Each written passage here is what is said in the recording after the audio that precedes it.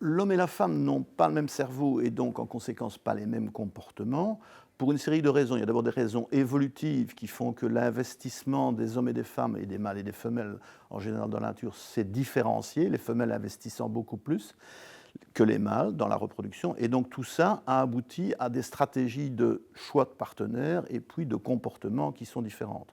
Par ailleurs, le sexe est déterminé chez l'homme et la femme, comme chez tous les mammifères, par des chromosomes sexuels, XX chez la femme, Y chez l'homme, qui portent une série de gènes qui sont donc spécifiques à un sexe. Donc toutes nos cellules contiennent un jeu de chromosomes, environ 300 chromosomes, qui s'expriment différentiellement chez les hommes et chez les femmes.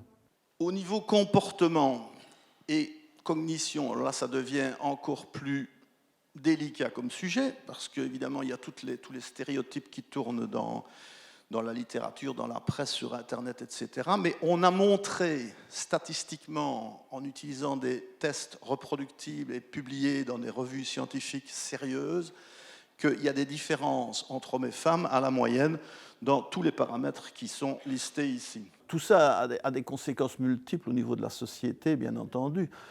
D'une part, on se retrouve avec des personnes qui ont des aptitudes légèrement différentes. Il faut bien dire évidemment que les différences ne sont pas des différences qualitatives, ce n'est pas du tout ou rien. C'est des différences avec recouvrement, donc elles ne justifient pas de faire de la discrimination, parce que vous trouverez toujours un homme qui est meilleur qu'une femme dans une tâche donnée et inversement.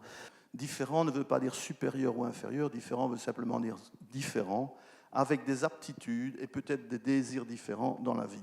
On a très bien montré maintenant que les femmes sont un peu plus douées que les hommes pour tout ce qu'on appelle les tâches d'empathie, c'est-à-dire essayer de lire sur le visage des autres quelle est leur humeur, quelles sont leurs intentions et réagir en proportion. Les hommes, par contre, sont plus doués pour ce qui est des tâches de systématisation, de rotation dans l'espace, etc.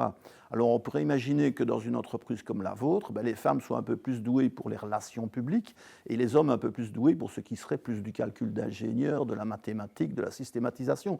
Mais à nouveau, c'est en moyenne et donc vous pouvez employer n'importe qui à n'importe quel poste, mais les gens d'un sexe ou d'un autre seront peut-être plus intéressés en moyenne par un type d'activité ou une autre. Et pourquoi ne pas essayer d'organiser la société en fonction de ça ?